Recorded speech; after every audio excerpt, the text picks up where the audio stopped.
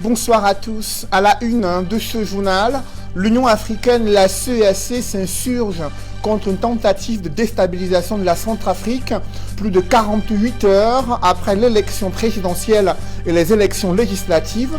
Leurs différentes missions d'observation électorale font le point sur le déroulement de ce double scrutin. Pendant ce temps, des défenseurs des droits humains en Afrique centrale tirent la sonnette d'alarme sur la multiplication des abus et exactions sur les femmes et les jeunes centrafricains dans l'arrière-pays. Et dans le journal de 20h, vous suivrez une série noire de drames insoutenables concernant la crise la plus négligée au monde, à savoir la crise anglophone, selon la communauté internationale. Quels sont les drames enregistrés au cours de l'année 2020, consacrés à la crise dans le nord-ouest et le sud-ouest, deux régions en guerre depuis près de 3 ans. Nous en parlerons au cœur de ce journal.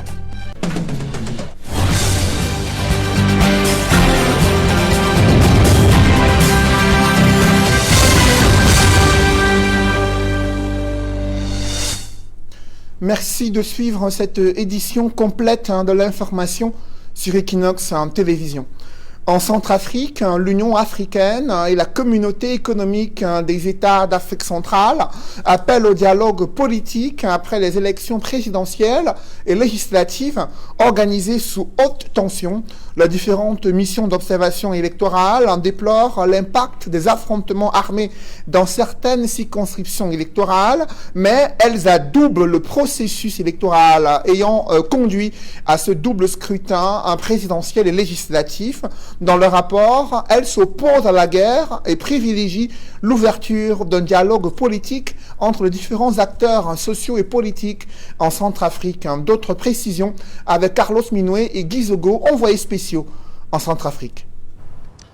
À l'heure du bilan du double scrutin présidentiel et législatif ici en République centrafricaine, les missions d'observation de l'Union africaine, de la CEAC et de la CENSAD viennent de rendre un premier rapport provisoire de cette observation. Elle note notamment que le scrutin s'est déroulé de manière assez satisfaisante, notamment dans la capitale Bangui où elles ont déployé près de 200 observateurs.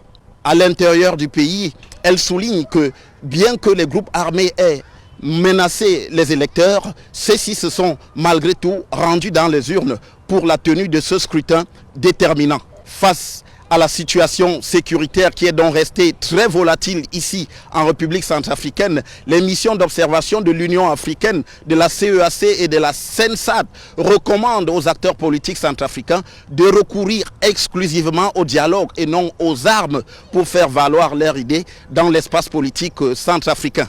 Ces recommandations, selon ces missions d'observation, permettront donc aux Centrafricains et notamment aux acteurs politiques d'asseoir définitivement la paix qui manque tant ici en République centrafricaine au moment où ce double scrutin présidentiel et législatif vient de se tenir ce 27 décembre 2020. À Bangui pour Equinox Télévision, Carlos Minoué, Guy Zogo. Je vous invite à présent à suivre Sylvestre Tiban Tongaya, chef de mission de la CEAC, Modibo Sidibé, chef de mission d'observation électorale de l'Union africaine, et Aladi Diallo de la CENSAD. Ils mettent en lumière les points saillants de ce double scrutin. La mission de la CEAC félicite le peuple centrafricain pour sa maturité politique et sa détermination pour faire barrage aux forces négatives qui menaçaient la tenue de ces élections. Elle félicite également l'autorité nationale électorale pour avoir relevé le défi de l'organisation de ces élections dans un contexte particulièrement difficile. Elle interpelle notamment les États membres de la CEAC pour qu'ils expriment leur solidarité à la RCA, y compris par le déploiement de troupes armées, en vue notamment de l'aider à reconquérir son intégrité territoriale et à restaurer sa capacité à assurer efficacement et durablement sa propre sécurité, conformément aux conclusions de la 10e session extraordinaire de la conférence des chefs d'État et de gouvernement de la CEEAC tenue le 26 décembre 2020. Et maintenant, à présent, on va suivre les autres chefs de mission d'observation électorale. Modibo Sidibé, chef de mission d'observation électorale de l'Union africaine. Les organismes de défense des droits de l'homme se mobilisent pour la formation des acteurs de la société civile en République centrafricaine, où le contexte demeure tendu dans l'arrière-pays après la tenue des élections législatives et présidentielles. Le rôle des participants à la formation organisée par le réseau des défenseurs des droits humains en Afrique centrale, c'est de remonter toutes les violations enregistrées avant, pendant et après ce double scrutin. Leur rôle, c'est d'observer donc les différentes violations des droits de l'homme. Si après les résultats, est-ce que ces résultats sont contestés? Qu'est-ce qui se passe au niveau donc de la ville, au niveau de l'ensemble du pays? Donc ils doivent nous dire est-ce qu'il y a eu des violations des droits de l'homme? Est-ce qu'il y a des contestations? Est-ce que ces contestations sont portées de manière légale au niveau des institutions? Est-ce que c'est pas le cas? Est-ce qu'il y a des empêchements? Donc c'est toutes ces informations dont on a besoin pour avoir donc la situation par rapport aux élections qui se sont tenues en République centrafricaine. Il est surtout question pour le REDAC de s'assurer de l'implémentation de la loi sur la protection des défenseurs. Les autorités de la RCA ont pris sur elles de protéger légalement les défenseurs. La loi sur la protection des défenseurs était déjà sur la table de la commission, n'est-ce pas, des lois en Afrique centrale, en RCA. Et nous sommes venus faire le plaidoyer, le lobbying auprès, n'est-ce pas, des éventuels députés, de ne pas laisser cette loi à côté et donc de reprendre la loi. Donc nous avons quelques audiences que nous allons passer. Et enfin, nous voulons mettre la coalition des défenseurs en place parce que l'une des résolutions de notre Assemblée générale, c'était de passer des points focaux à la coalition des défenseurs. Donc il faut qu'il y ait la coalition qui va prendre en charge la protection des défenseurs, des défenseurs en RCA. Les acteurs de la société civile ainsi outillés, ils produiront après la proclamation des résultats des élections leur rapport sur la situation globale des droits de l'homme en République centrafricaine. Vous l'avez suivi, cet autre élément de nos envoyés spéciaux Eric Watat et Gladys Sidier sur la cartographie de ces cas de violation des droits humains durant ce processus électoral ayant abouti à l'élection présidentielle et les élections législatives qui se sont tenues dimanche dernier en Centrafrique. Et au Cameroun, 48 heures après ce grave accident mortel de la circulation survenu sur l'axe Bafoussam-Yaoundé, la compagnie de transport interurbain Avenir Voyage est suspendue pour une durée d'1 mois. Cette mesure conservatoire est du ministre des Transports, Jean-Ernest Massenangale Bibere, lui reproche une violation grave de la réglementation en vigueur ayant conduit à cette tragédie du week-end dernier. Le ministre fonde sa décision sur les premières constatations faites par les forces de maintien de l'ordre. Celles-ci font état de manquements graves imputables à la compagnie Avenir Voyage et son bus impliqué dans le drame. Pour l'heure, le ministre des Transports n'a pas à révéler la nature de ces manquements, mais il fait planer d'autres sanctions administratives et judiciaires sur la compagnie Avenir Voyage en fonction des résultats des différentes enquêtes qui sont en cours. Jean-Ernest Massenangale Bibere insiste sur le respect scrupuleux du code de la route afin d'éviter pareille tragédie. Et suite au violent accident survenu au pont de Nomalé sur l'axe Bafoussam-Yaoundé, le président de la République adresse ses condoléances aux familles des victimes et ses souhaits de prompt rétablissement aux blessés. Dans un télégramme officiel, Paul Biya dit avoir instruit les autorités compétentes de prendre des mesures urgentes et appropriées pour secourir et soigner les accidentés et assister les familles durement éprouvées. Évoquons à présent ces violents affrontements survenus à Djoum, dans la région du sud, entre les populations et les forces de maintien de l'ordre.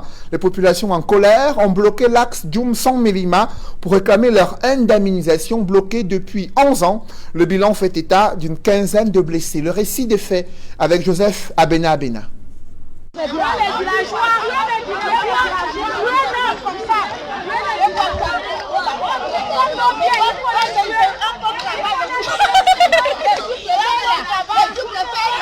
Jets de projectiles et gaz lacrymogènes, c'est le violent affrontement entre les populations de Djoum en colère et les forces mixtes, police, gendarmerie et militaires dans ce village appelé Kolafendek. Le bilan fait état d'une quinzaine de blessés. Les civils et les hommes en tenue, entre les civils et les hommes en tenue, les civils ne peuvent pas faire la guerre avec les hommes en tenue parce que les civils n'étaient pas armés.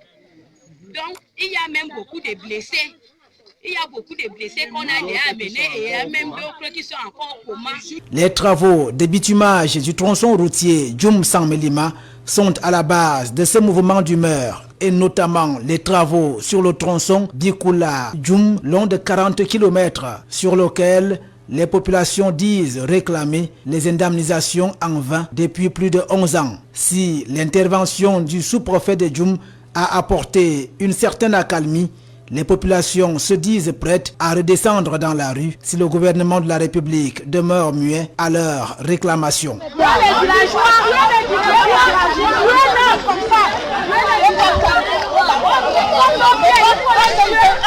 Sur le front de guerre à l'extrême nord, les multiples incursions des terroristes continuent de freiner la relance des activités économiques dans cette partie du Cameroun. Cela crée une énorme manque à gagner dans les caisses publiques.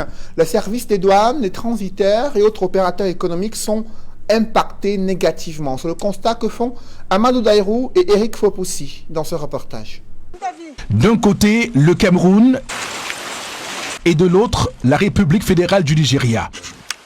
Ce décor de savane, dans la région de l'extrême nord, assiste impuissant au ralentissement des activités économiques, voilà bientôt 6 ans, le long de la frontière entre les deux pays. La faute à la crise sécuritaire Boko Haram, et ce, malgré l'accompagnement des forces de défense et de sécurité. Des zones, disais-je, au niveau desquelles l'activité est quasi impossible. Mais avec l'accompagnement de l'autorité militaire, le haut commandement a bien voulu donner instruction à l'autorité militaire d'accompagner l'administration des douanes représentées ici par le secteur des douanes. Au-delà du défi sécuritaire, il faut ajouter la dégradation des infrastructures routières, notamment la nationale numéro 14 Amchide-Moura. Et le pont entre Nigeria et le Cameroun, Kerawa Nigeria et Cameroun. On voulait le pont pour que nous travaillions. Obligés de circuler sur des axes dangereux, transitaires et autres commerçants ont vu marchandises et camions être incendiés par les membres de la secte Boko Haram. Un coût énorme donc pour la dynamique population de l'extrême nord. Près de 70% de la population active est constituée de la jeunesse. Et cette jeunesse n'a pas que comme activité économique l'agriculture, encore moins l'élevage, mais beaucoup plus active sur le plan de commerce transfrontalier. Désormais, le sentiment de reprise économique domine dans les 3 départements de l'extrême nord, à savoir le Logon-et-Chari, le Mayo-Sava et le Mayo-Tanaga. Il y a des dizaines de camions qui sont stationnés là. Cela montre à suffisance que nous sommes vraiment de plein pied dans la stabilisation, nous sommes de plein pied dans la relance économique. Les services de la douane dans l'extrême nord se frottent les mains. Au 30 novembre 2020, en effet, sur une prévision de 368 800 000 francs CFA, ils ont réalisé un taux de 365 160 225 francs CFA, soit 99,8% de recouvrement des recettes. Une première depuis le début de la crise Boko Haram. Le principal challenge étant au bout du compte la mobilisation optimale des recettes pour que le budget de l'État puisse être véritablement nourri par les apports qui seront les nôtres. Zone économiquement sinistrée, selon un décret signé par le Premier ministre Joseph Diongouté en date du 2 septembre 2019, l'extrême nord espère encore des assouplissements. Il faudrait que la douane soit un peu indulgente, soit un peu assouplie un peu les mesures au niveau des différentes frontières pour permettre à ces jeunes de relancer leur activité économique, pour construire davantage la confiance entre les pouvoirs publics camerounais, entre la douane et ces jeunes. Confiance et relance dans un contexte déjà marqué par l'avènement de la crise sanitaire liée au Covid-19 et la fermeture du pont Gueli reliant le Cameroun et le Tchad, favorisant la prolifération des activités de contrebande. La crise la plus négligée au monde, selon des organisations internationales, a révélé cette année 2020, aux yeux de la communauté internationale, une série de drames insoutenables entre le massacre des enfants en Garbour, l'assassinat des soldats camerounais et les tortures de journalistes et attaques contre les écoles et autres hôpitaux, enlèvement des personnalités religieuses et des personnalités politiques. Quels sont les principaux scandales ayant émaillé la crise dans le nord-ouest et le sud-ouest? La retro, c'est signé Jean-Paul Chouniat.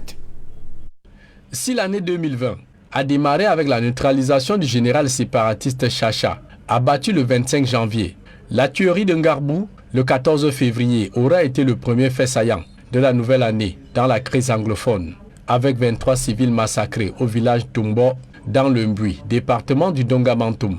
Le gouvernement accusait alors les sécessionnistes, avançant à la va-vite un bilan de 5 morts, ce qui choquait alors l'opinion nationale et internationale.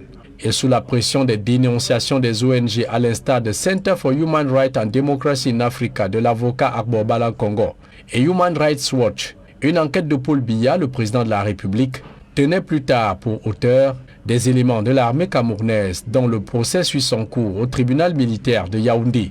3 semaines plus tard, dans la même région du Nord-Ouest, des bombes artisanales explosent à Commercial Avenue Bamenda, sous les yeux du gouverneur Adolphe Lélé Tchoufou l'Afrique, en pleine célébration de la Journée internationale de la femme. 10 blessés, dont 5 cas graves, avec des membres déchiquetés, juste au lendemain de l'attaque de Galim dans les Bamboutos, qui coûta la vie à 4 hommes en tenue et un civil. 3 avril 2020, le plan de reconstruction des 2 régions en crise se précise. Le ministre délégué au Minépat, Paul Tasson, est nommé coordonnateur national de ce programme. Il engage des consultations populaires le 22 juin à Bamenda dans le nord-ouest et 5 jours plus tard à Bouya dans le sud-ouest. Dans la suite des événements tragiques, le mois de mai s'annonce mal avec l'assassinat du maire de Manfé. En fonction 2 mois à peine, le cortège de Ojom Presley subit une attaque mortelle. Le nouvel élu s'écroule sous les balles des séparatistes. Après 20 jours d'accalmie, l'affaire Ouazizi fait des vagues. Interpellé en 2019 par des forces de sécurité pour connivence terroriste avec les Amba Boys, le journaliste décède en détention en 2019. Sa mort dissimulée à sa famille 6 mois durant. Son absence récurrente devant les tribunaux de Bouya devient suspect. Le scandale éclate au grand jour. Le ministère de la Défense avoue la mort de ce dernier par sepsie sévère. Grosse curiosité, le corps n'a jamais été remis à sa famille. Un cadavre que devra certainement retrouver la commission d'enquête annoncée par l'actuel ambassadeur de France au Cameroun au sorti d'une audience chez Paul Biya. Ces investigations restent vivement attendues dans l'espoir de faire toute la lumière sur cette affaire. Après un mois de jeu sans grabuge, l'assassinat de Achir et Comfort Thomasan bouleverse le monde entier. La mère de 4 enfants âgés de 35 ans est tranchée à vif dans sa chair à coups de machette à Mouyouka dans le sud-ouest. Son seul péché lui reproche ses bourreaux de collaborer avec des militaires. 1er septembre 2020, retour dans le nord-ouest. L'inspecteur de police Bikoy Lend Joseph est abattu à bout portant à City Chemist à Bamenda. Les quartiers Small Mancon, Food Market et Commercial Avenue sont en ébullition. Des coups de feu retentissent de toutes parts. La population s'affole. Sur le coup, l'opération Bamenda Clean voit le jour. Les militaires attissent l'âge pour nettoyer la ville. Première grosse prise, Fonte Lucas Ndefrou, alias Général Mad Dog, tombe sous les balles des hommes du général de brigade Nkavaler. Fait incroyable pour la population, pourtant vrai. Son corps exposé au centre-ville de Bamenda. À sa suite, un autre seigneur de la guerre tombe le 13 octobre. Ayeke Lestiko, alias Man Pasgon, est tué dans le Libialem et 13 otages libérés. Et 11 jours plus tard, le 24 octobre précisément, le drame de Kumba émeut le monde entier. Des individus armés font irruption à la Moda Francisca Bilingual Academy, ouvrent le feu dans une salle de classe, tuant 7 élèves sur le champ et laissant des familles sans voix. Une journée de deuil national est décrétée à la mémoire des victimes. La terreur est loin de s'arrêter. Le 5 novembre, le cardinal Christian Toumi et l'Omfondunso, Sa Majesté Sembinglo, sont kidnappés sur la route Bamenda-Kumbo puis libérés sains et saufs. Une chance que n'ont pas eu un conseiller municipal du Nord-Ouest lors des régionales du 6 décembre et plusieurs chefs traditionnels du Sud-Ouest enlevés puis assassinés. Encore en mémoire, le chef du village d'Ibanda, Sa Majesté Iko Mengale, mort en captivité le 13 décembre dernier.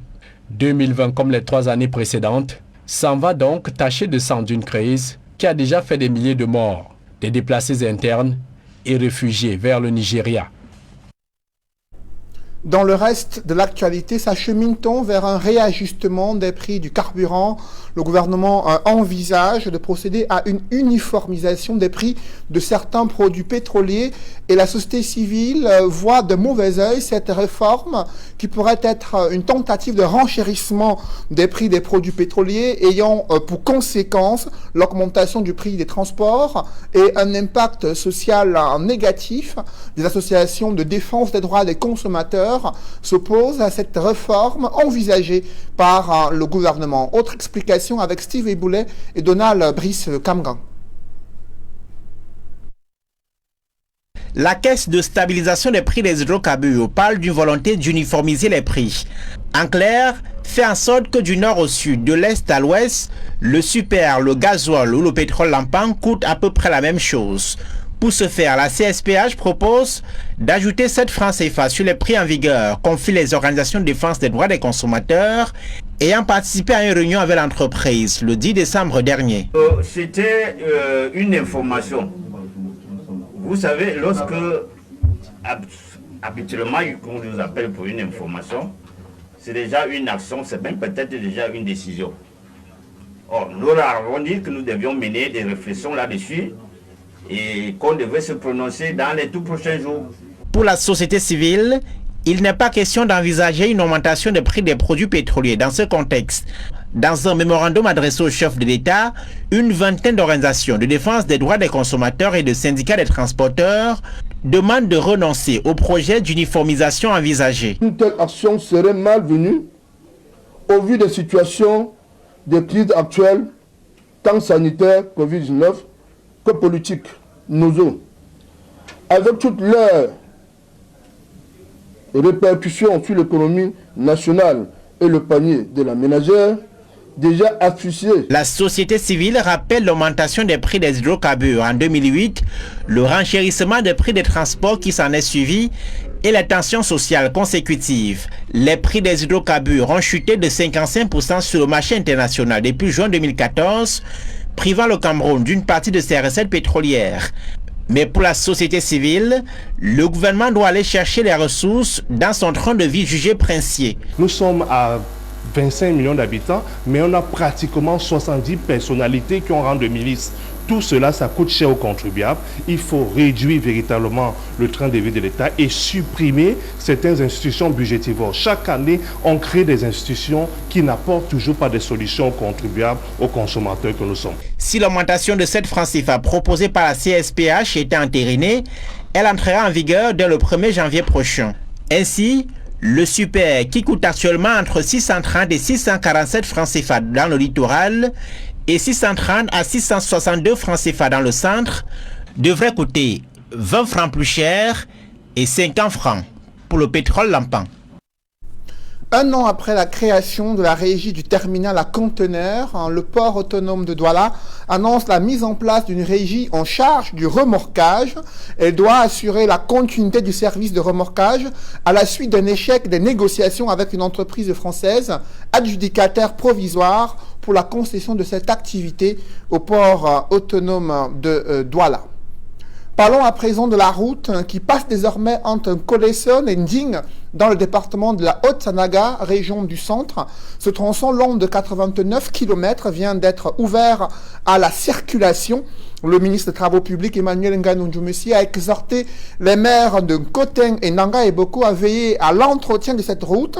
Sur cet axe qui doit relier le centre et l'est, la construction d'autres infrastructures est d'ores et déjà annoncée. D'autres détails avec Emmanuel Diop et Marcelin Gansop. Ça roule entre Kolesson, situé en Koteng, et Ding, un des villages de l'arrondissement de Nanga et Boko. Les habitants de ces localités et bien d'autres, traversés par la nationale numéro 1, peuvent enfin pousser un ouf de soulagement. Il a fallu du temps. Fini dans le cauchemar et les tracasseries d'une route où l'on passait parfois 6 voire 8 heures de temps entre Yaoundé et Nanga et Boko. Une route qui endommageait les véhicules en circulation. Une route impraticable en saison de pluie. Une route jonchée des cassis, des nids de poules. Les passagers en provenance de la Haute-Sanaga s'identifiaient et se distinguaient à leur arrivée à Yaoundé par la poussière qui les couvrait et enveloppait tout leur corps comme un masque. Ces tristes souvenirs relèvent désormais du passé. Entre Colesson et Ding, la route passe désormais, ouvrant la voie au développement. Le fait que la Haute-Sanaga n'ait pas eu cette route a pratiquement plombé son développement. Nanga et Bokoté, la dernière ville à ne pas être reliée à la capitale par une route goudronnée.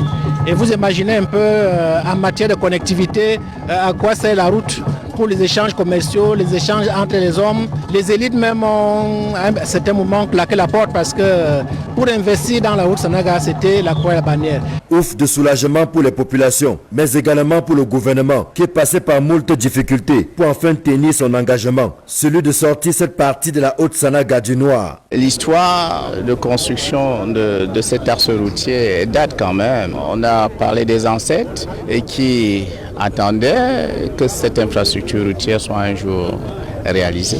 Je suis personnellement très reconnaissant parce que c'est un axe qui participe du désenclavement, de connectivité par la route, c'est-à-dire de brassage des populations. En plus de la route, qui est désormais un acquis, le ministre des Travaux publics annonce la construction de des infrastructures qui vont accompagner le développement qui est ainsi amorcé. Nous allons construire un centre de santé intégré en Cotin. Nous allons réaliser un bloc de 2 salles de classe à Bécon, construire un bloc de 2 latrines à Mengan, réaliser un stade de football à Aka, construire un logement d'astreinte pour l'infirmier-chef du centre de santé du village Lembe Badja, faire des forages, les axes routiers de ramification qui seront aménagés. Ainsi, les populations pourront évacuer aisément leur production agricole vers les centres de marché. Reste à assurer l'entretien et la maintenance de cette route longue de 89 km, sans oublier la bretelle de 6 km qui relie Nanga et Boko à Bifogo. Les exécutifs municipaux sont particulièrement interpellés. Et ces opérations de cantonnage ne se réduisent pas uniquement au débroussaillage, à la coupe des herbes. Non, il s'agit aussi d'inspecter les ouvrages hydrauliques, les ouvrages de drainage, pour que ces ouvrages jouent convenablement leur rôle. Le tronçon Colesson-Ding, qui a coûté environ 55 milliards, un financement exclusif du budget d'investissement public, fait partie du projet d'aménagement de la route Obala-Bachenga longue de 275 km. Les populations ont maintenant un vœu, c'est de voir les autres lots achevés également pour que Yaoundé soit relié à l'est à travers une route bitumée en bon état.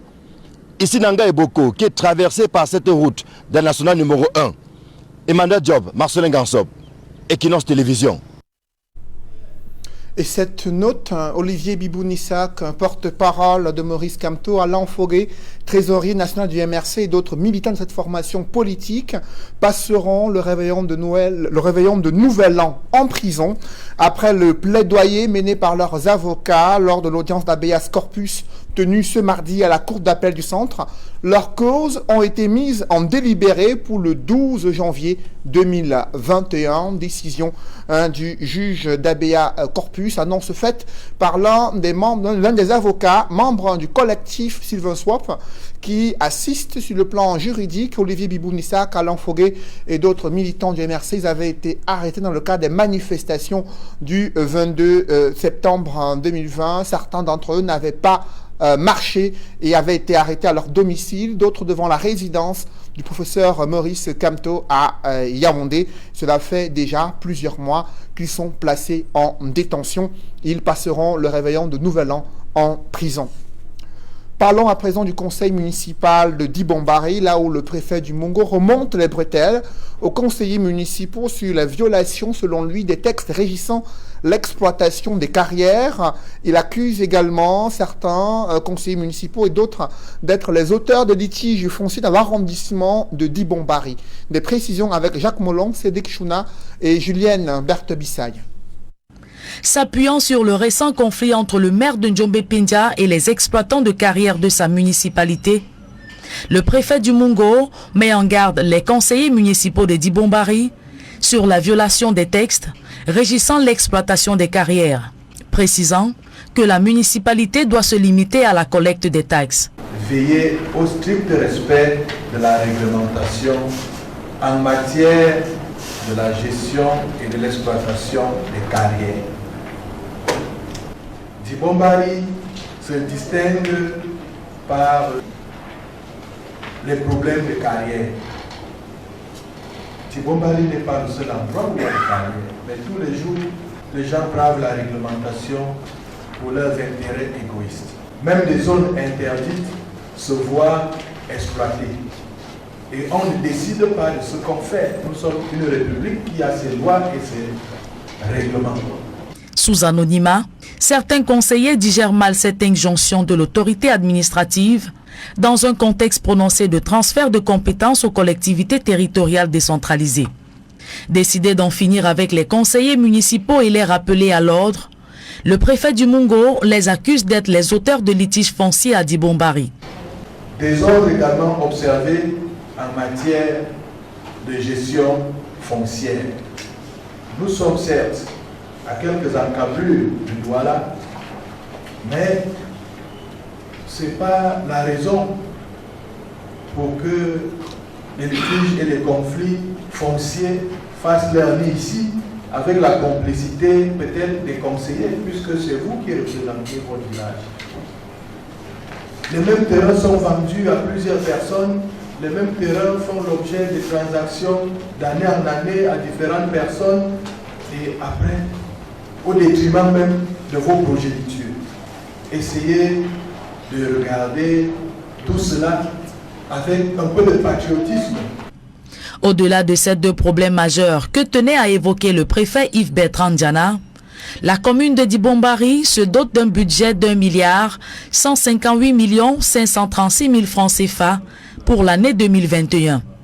Des ressources à mobiliser pour l'aménagement des routes, l'implantation et adduction en eau potable et l'électrification rurale. Autant de défis que devra relever l'exécutif municipal pour le bien-être des populations. Mesdames, Messieurs, c'est la fin de ce journal. Merci de l'avoir suivi. Juste après cette édition de 20h, retrouvez Serge Alain Autou et ses invités pour le débrief du journal sur le plateau d'Equinox Soir. Serge Alain. Accident mortel sur la nationale numéro 4. Les premières sanctions sont tombées. Suspension à titre provisoire de l'agence de voyage Avenir Voyage pour 1 mois. C'est l'annonce faite par le ministre des Transports. Il dit se fonder sur les premiers constats issus des enquêtes préliminaires menées par les forces de maintien de l'ordre qui imputent de graves violations de la réglementation en vigueur. Cependant, il n'a pas précisé la nature des violations de la réglementation en vigueur concernant l'agence de voyage Avenir Voyage. Il fait savoir qu'il pourrait y avoir d'autres sanctions à la fois administratives et judiciaires à l'issue des enquêtes qui sont en cours. Il a également insisté sur le fait qu'il faudrait, pour les automobilistes, respecter scrupuleusement le code de la route. Voilà, madame, monsieur, c'est donc l'essentiel. L'Equinox Soir, deuxième partie. Bonne soirée à vous, Cédric. Je vous souhaite une bonne soirée, Serge Alain. Rendez-vous demain. 20h. Dans un instant, la suite. Equinox Soir.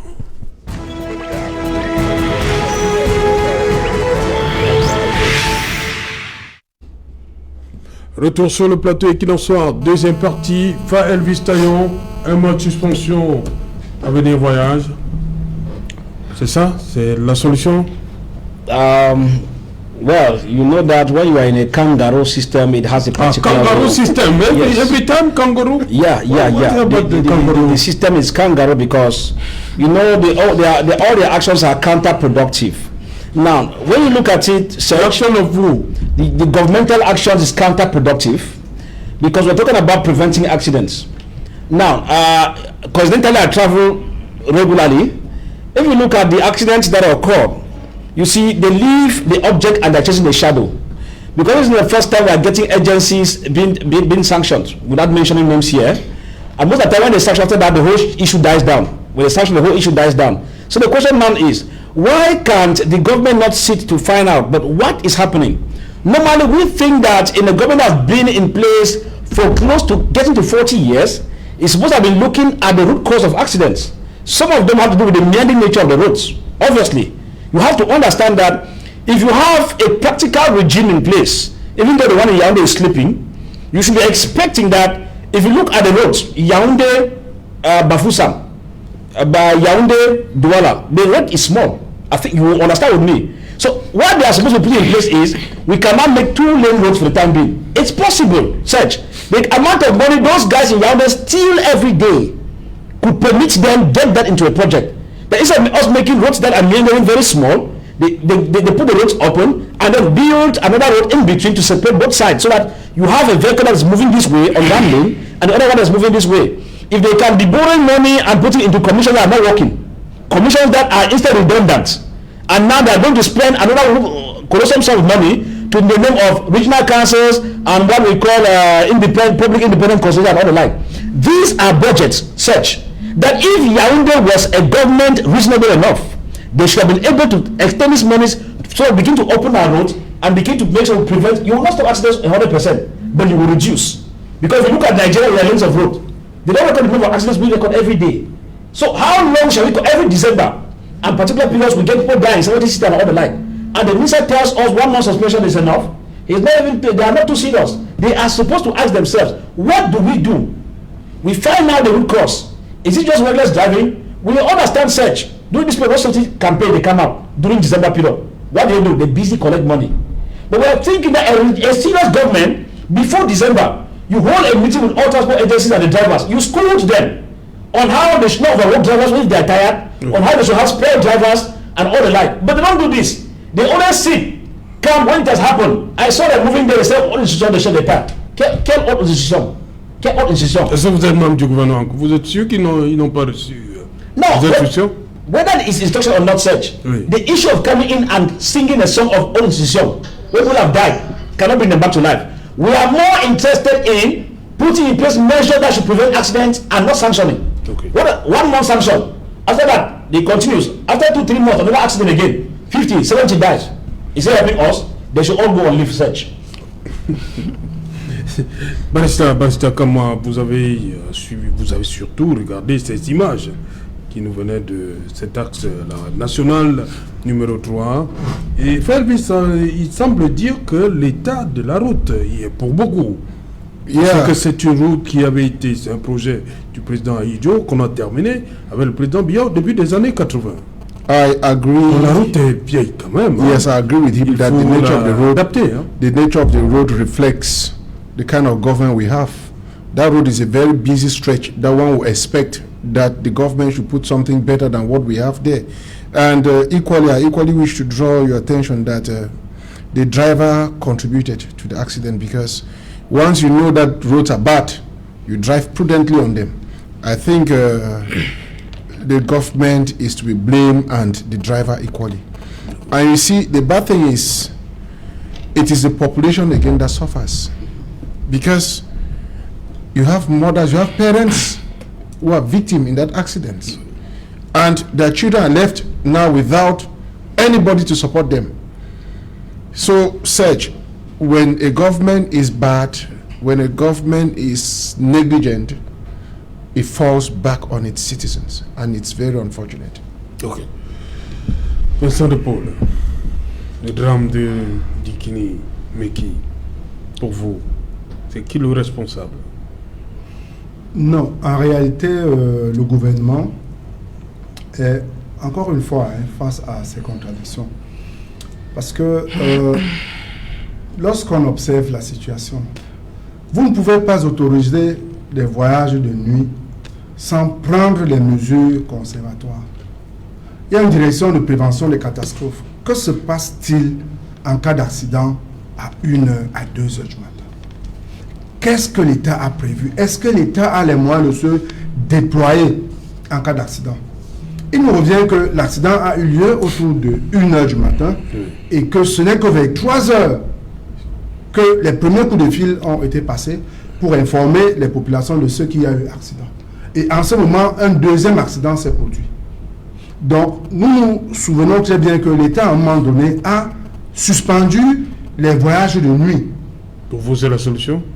Il a fait à un moment donné, lorsqu'il ne peut pas garantir la sécurité des populations en pleine nuit, il vaudrait mieux prendre des mesures conservatoires. Et l'interdiction des voyages de nuit en est une. C'est l'une des solutions conservatoires.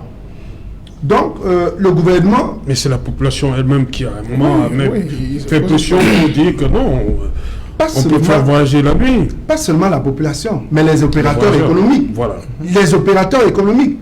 Parce que le trafic de nuit, apparemment, est plus important. Mais ce ne sont que des habitudes. Et ces habitudes, on peut les modifier. Oui. On peut les modifier si la loi encadre cela.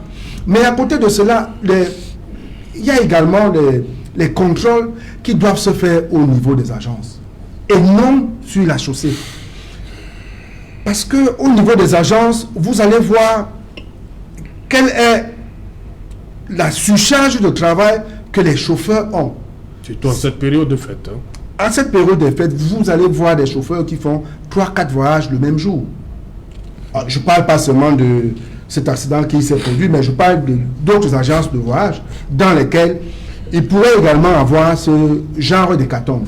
Donc, nous pensons que l'État ne doit pas abdiquer. L'État doit avoir pour souci majeur la protection de ses concitoyens et donc prendre toutes les mesures conservatoires, aller dans les agences, se rassurer que les chauffeurs de ces bus n'ont pas une surcharge de travail, n'ont pas d'heures de travail supplémentaires, parce que vous savez, pour conduire, il faut être lucide. Et le corps humain, dans la nuit, à partir d'1h du matin, tous les spécialistes vous le diront, il y a un relâchement de la vigilance. Et les chauffeurs, pour la plupart des cas, ne dorment pas en journée. Et même lorsque vous avez dormi en journée, dans la nuit, à partir de 1h du matin, il y a un relâchement. C'est pour ça d'ailleurs qu'il y a les heures de repos pour les camionneurs. Vous verrez que tous les camionneurs, entre 1h et 2h, se garent pour un petit sommeil de 30 minutes. Ce n'est pas le cas avec ces bus-là, qui plutôt se garent vers 4h du matin pour des lieux de plaisance et repartent vers 5h30, 6h. Donc, la période critique qui se situe entre 1h et 3h, ils sont sur la chaussée. Et tous les spécialistes le savent, et l'État le sait, et l'État laisse se produire ce genre de situation. Donc, encore une fois, il est interpellé pour la protection des populations et mettre en avant la sécurité des populations au lieu de favoriser l'activité économique. Parce que à la fin, à quoi ça sert de protéger l'activité économique si on doit perdre des compatriotes? On ne pourra jamais évaluer cette perte-là de manière chiffrée, cette perte de 39 de nos compatriotes qui ont disparu pendant cet accident-là. C'est d'ailleurs l'occasion pour moi ici d'adresser les condoléances à toutes ces familles éprouvées, surtout en cette période des fêtes de fin d'année. Voilà. Joël Mokage, pour vous, qu'est-ce qu'il faut sur nos axes routiers pour éviter le drame, hein, comme celui d'il y a quelques jours, dans les environs de Kilimeki? Yeah, the first thing I want to say is the fact that we need to beef up the policies of the government. The policies, because when I look, first of all, when you travel, for some of us who travel, a car that is supposed to carry 5 people takes more than 8. And the police officer on the way stops the car, doesn't even want to know those who are inside, even with ID cards. The police or the driver leaves with his hands cold, goes, meets the police officer and comes back, the vehicle continues. When you travel, il y a des gens assis sur le banc de touche. Correct. When you that was even for small cars. When you take big cars like those of us who left Bamenda recently for Douala, It is but normal they have small chairs that are flushed. I left Bamenda a day ago. C'est ce qu'on appelle les bancs de touche. I just left Bamenda a day ago. And you assis sur le banc de touche? No, I think I've gone past that level, Serge.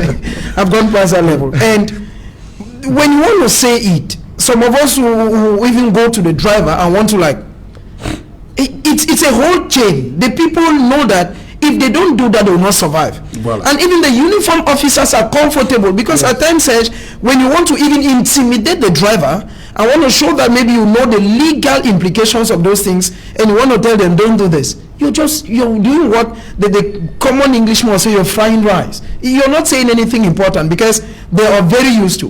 When you live in an area like Bamenda, Mr. Serge, you will discover that at the beginning of the town, before you exit, it is true there is thorough search, maybe because of fear that there are some elements that are not good. But once you exceed the main town is finished. As the driver exceeds and keeps going, he speaks just to the police officer. There is exchange of envelope. And some of these drivers, we should insist that far from the fact that the state too is maybe not doing the job, some of these drivers says, you know that in Cameroon, people learn driving after 2 weeks. You go to a driving school and after 2 weeks you're given a driver's license. It's the same case with people who learn in what we call laverie, in washing points. And another aspect is the element of our roads. The roads in Cameroon, sincerely, is a total shame. That is why one of my history teachers told me that what we have today as roads are leftovers of colonial inheritance. And maybe what now the late President Ahidjo came and did some patches. Because till date we cannot boast of having good roads in Cameroon. I was in Bamenda recently. I want to talk about what I saw. The only area where you will notice a good road in Bamenda is the road leading you from City Chemist to Upstation. And you're leading towards the governor's office. You're leading towards the prison. You're leading towards the office of the city mayor. You're leading to where those big guns are. And definitely that is where the man of the public independent conciliator also belongs. So you discover it is when you know those things, you don't stay out of, you don't stay where there's no security. Oui. All of, if you go to Bamenda, if you go to Bamenda at Upstation where the elections took place, where we were, all the big guns of the region are there. It means that there is total security for you to beef in is difficult. Such you cannot wear a white dress like what you're putting on in Bamenda and travel for 5 minutes or 10 minutes. The dust on you is a different thing. But given that these personalities, when they come to town, they have their AC cars with their screens that will go off, they just leave and everything is fine. You cannot be killing your own people. Because when you sanction the agency for 1 month, before now I read a communique yesterday that came from the same agency. And the agency, through its general manager, the general boss, had already said that the 30th, which is tomorrow, is a day that all the agencies will not work because they want to mourn those who died. It means that the government is repeating what the agency had already taken as decision. You don't solve a problem by sanctioning. We know how a uniform officer died in Douala because of 100 francs to pay. I went to a station, I went to another area in Bamenda where to enter an agency. There is still the aspect of pain, but we believe the government has stopped. Now when you go and tell them that I thought the government has stopped it, that people should not pay to relieve themselves, it is still another problem. I just believe that the whole thing turns around on the government. The government needs to ensure that the citizens have extreme good roads. The government needs to ensure that the policies are set aside. A police officer who goes to the roadside on the instruction of the boss, because you have not a good relationship with your boss, you come back with nothing. It's very sure of coming back not less than 25,000 in our roads. It's a tradition. They are used to it. So if the government put aside a mechanism that will ensure that if you overload, you are sanctioned, they even suspend you, the driver, it's going to help us. And if we have good roads, let us have good roads, let us have good policies, let drivers now have accidents, so we hold them responsible. Voilà. But I just wish to contradict what Prince just said, because when you talk about policy, the laws are there. The laws are there. Why is it not applicable? We are looking at applicability. No, so it's therefore not policy. It is the application of those laws. Yes, and you see, corruption equally plays a very important part in what is happening. Just as like he was saying, you see, these guys, they don't even care about the nature of the car. When you come, the police people collect their money and you can go. The laws are there. The police people, the government has sent the police people on the road. But when they reach there, they have to collect money and be rest assured that part of that money is given to their boss. It's been normal. You see, so then another thing which is very important is that people, you are the first guarantor, you protect yourself first. And to me, it's a policy that I don't travel anyhow. I don't use a car on the highway anyhow. Because I avoid, not even the fact that I have Those a car. Even if I have to go by public transport, I avoid traveling in the night. I avoid it. Then, when I avoid traveling at night, at least the risk is reduced. So I think individuals should take the responsibility to protect their lives. Then we move now to the drivers, who equally, to me, are wanting, because if you're tired, don't drive. Because you don't only put the risk of others, the lives of others at risk, but your own self. The driver died in this accident. So I think it's a matter of being responsible in our attitude. Felvis Taillon, comment on fait pour éviter ça en 2021? Avec nos routes, on ne va pas construire de nouvelles routes, on va utiliser les mêmes routes. Yes, we have to do it, but what we need to do is that... On parlait de conscientisation, il faut... I think that one... Pour la prévention aussi. Yes, and with that preventive method, because sometimes you find passengers accept to be overloaded. Voilà. I've had several problems whereby somebody accepts to sit with the driver. I said, no, they cannot go. Now, when you say that, sometimes... Prenons le cas de cette période de grande affluence dans les agences. Il y a affluence, les gens veulent voyager. Comment on fait? Il y a très peu de chauffeurs. On dit, bon, voilà, vous partez, vous revenez prendre... les gens veulent voyager. Comment on fait? The truth is that when you see us blaming the government, it's because the government is supposed to have that machinery to control man's action. You understand? Right, man is born everywhere, but he's in chains. But it is correct to be in chains because you need to be guarded. You imagine someone need to catch up with a business transaction the other day, next day, and he will be accepting sometimes to be overloaded. You get the point. But if there's an action that stops him from going, he might be angry, but later on he will surely thank God for rescuing him. So at the end of it, while we solve all of this, all those what they call routiers, whether from Gendarme police, they should leave the route because they're making their money. What are they doing there? No, on peut pas. No. Search, I am very candid about that. En route. Search, what we should do sincerely, the guys are working for money. I'm talking as somebody who works on the road every day. Non, vous allez pas dire tous. Il y en a quand même qui font le boulot. Maybe it is you who has experienced them. I've gone to the south. Oui. I've gone to east. I've gone to far north region. All I see on the way is, I've never seen them saying, stop these cars overloaded, go back. That's true. I have not seen it. As the driver comes down, he goes and gives the money and continues. Yes. Search, routier, gendarmerie, routier police is nonsense. All of them, they should go back into the quarters and maintain security. If the other number police, we could accept. But for routier, gendarme, routier police... Est-ce que ce n'est pas une mission dissuasive, en fait? Une mission choisie pour chercher l'argent en route. Dissuasive, oui, dissuasive. To dissuade. Oui, yes, voilà. It could be to dissuade search. Parce que quand on sait quand même qu'il y a un contrôle, il y a un poste devant là, on essaye de contrôler n'importe quoi. Mr. Search, that would be donc vous voulez que la route soit... No, I say that for those who are specialized, what we call routiers, gendarmerie, routier police, search, they don't have any use. The other regular police could do that job. Why am I saying? Because this is supposed to be the work for these routiers, I want to call road traffic, road police, road gendarmerie officers. Yeah. It's supposed to be their duty. When you come, if you have overloaded, they offload the vehicle and maybe give you a fine there. But we don't see it such. So the regular police should be doing their own job. But I'm talking about this particular service of what they call in French routier police, routier gendarme. Search, they are a money-making machine. Est-ce que vous mettez, they bribe to go into it. Où est-ce que vous mettez les conducteurs? C'est eux qui... Yes. Est-ce qu'on connaît ces passagers-là qui montent, qui sont sur les bancs de touche? Est-ce qu'ils sont sur le... No, they are not even in the what they call the body room. Voilà. Parce que là, vous semblez les oublier. It's a search.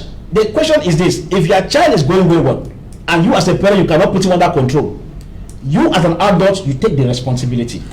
The state has the responsibility of guaranteeing peace and security of its citizens. No. Now we have people who are wayward. We will not deny that.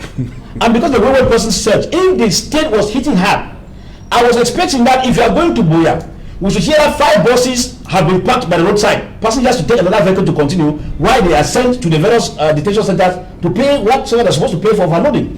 Search, you cannot tell me since 2-3 years, even above, there is nobody who can come from air and tell me that a vehicle left from Yalo to Gamanduka and it was stopped on the way because of overloading and it was punished. It has never happened.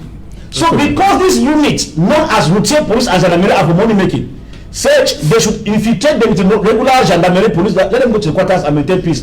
Bandits are disturbing us in the quarters. They should go into the quarters and maintain peace and leave that road for the regular police who could be trying their best. Search, the truth is bitter but must be spoken, because we are saying this thing, people are dying every day. Right. That's why I say that they are playing politics over people's lives. When you come and ban an agency 1 month, what are the consequences?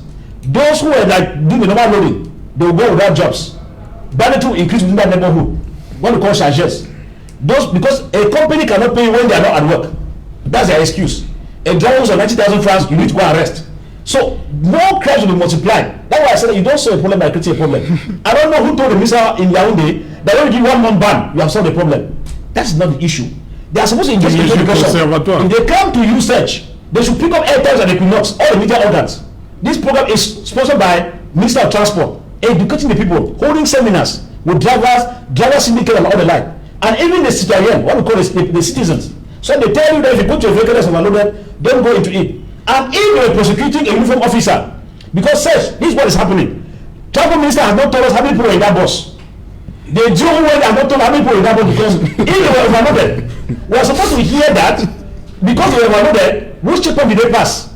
You are supposed to go on a track record. Correct. If they left from Kutaba and there are 6 checkpoints to where to Digimiki, you're supposed to get all those officers there, all in Kondenge. What about? What about if they can't be person on the field? No, it's Search. If they can't be person on the I field. think what I'm saying. Oui. If a vehicle is overloaded and it has had an accident and you carry an investigation and realize that it was overloaded, Search, all the checkpoints they pass through, it means that the people drive along the line.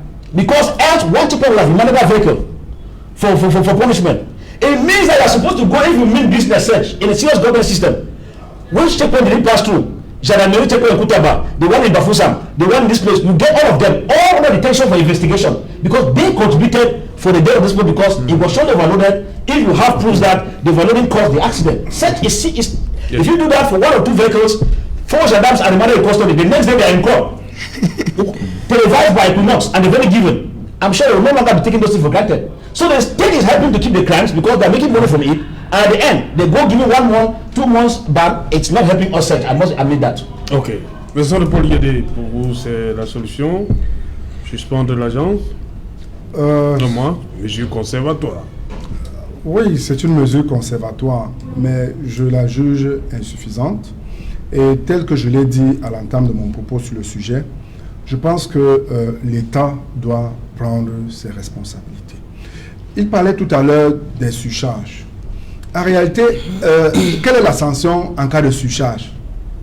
Vous pensez que si une agence de voyage était sanctionnée à hauteur, je ne sais pas, peut-être de 100 000, de 150 000, en cas de surcharge, on couvrirait les surcharges en route? Ça ne se fait pas. Donc, je crois que l'État, en ce moment-là, a également une responsabilité. Et peut-être à la décharge de l'État, à un moment donné, il y a eu des programmes au niveau de la radio nationale, au niveau de la télévision nationale, pour sensibiliser les transporteurs, pour sensibiliser même les voyageurs, pour sensibiliser les utilisateurs de la route sur la manière de se conduire, sur la manière de se comporter. Mais apparemment, et tel que nous le voyons là aujourd'hui, ça n'a pas suffi. Donc il faut absolument que l'État prenne ses responsabilités. Il ne devrait pas abandonner cette mission-là. Et en réalité, voyez-vous, en journée, les contrôles sont plus efficients, ils sont plus efficaces. Mais dans la nuit, tel qu'ils le disent là, c'est un jeu de passe-passe. Et même pour la sécurité de notre pays, vous pensez que s'il y a des choses à transporter, c'est en journée qu'on va les transporter, mais c'est dans la nuit. C'est au cours de ces voyages de minuit, 1 heure, 2 heures, 3 heures, qu'on fait ce genre de transport et de transportement. Donc même pour la sécurité de notre pays, ces voyages doivent être bannis. Donc, vraiment, ces voyages doivent être totalement bannis. Sinon, on les voyage de nuit pour vous, ils posent un sérieux problème de sécurité. aussi bien pour notre État que pour les populations que nous sommes.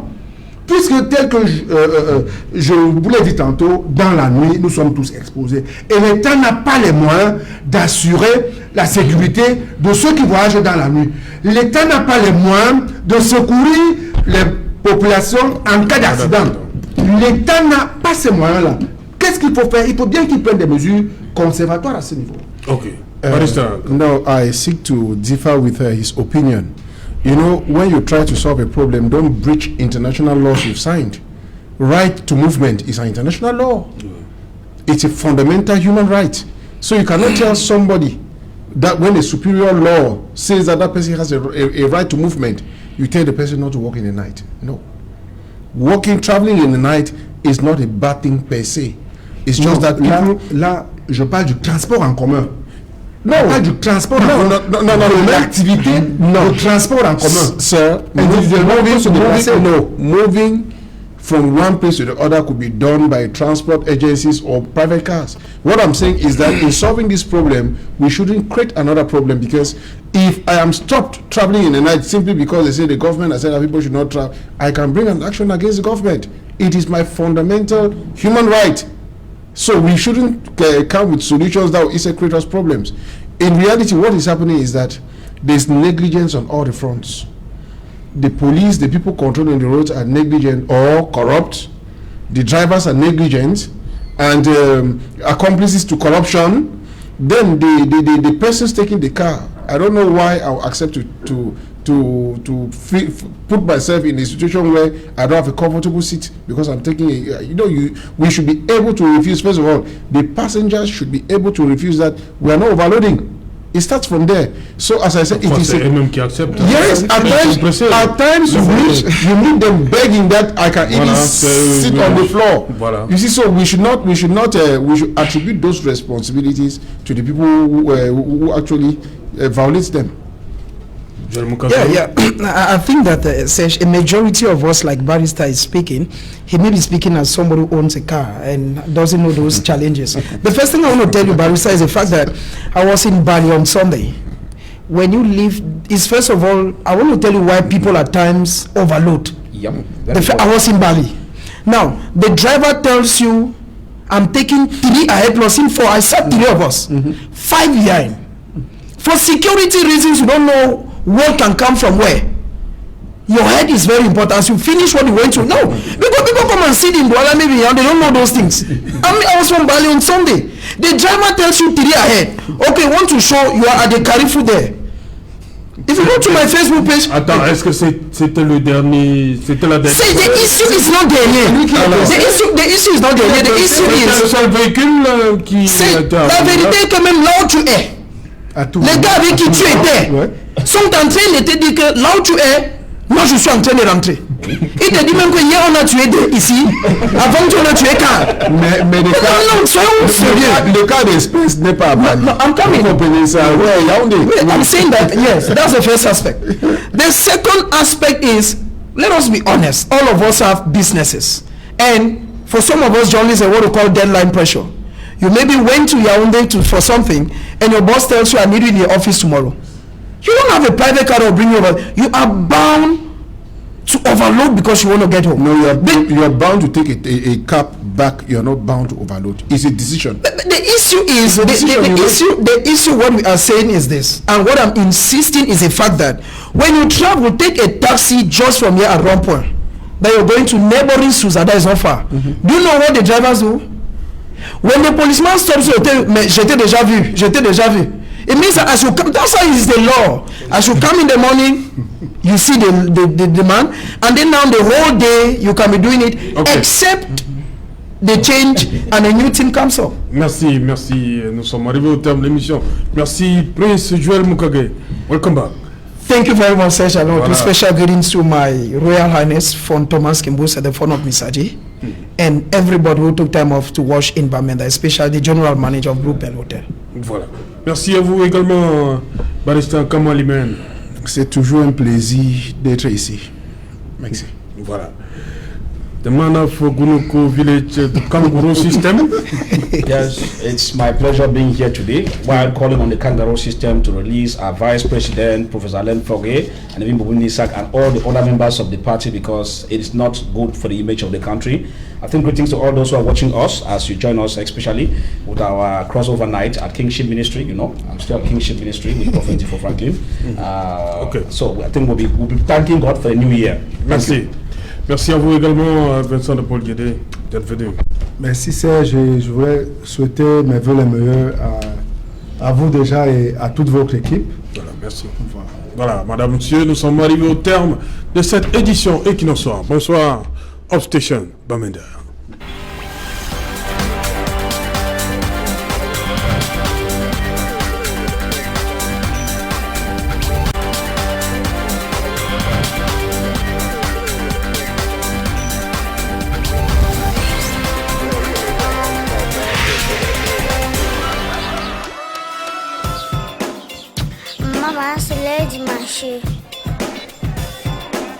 Chaque jour, nous sommes exposés au soleil et aux bactéries, mais je suis tranquille, j'ai mon secret. I love spending some time with my son, même si c'est implique nous salir comme des petits porcs.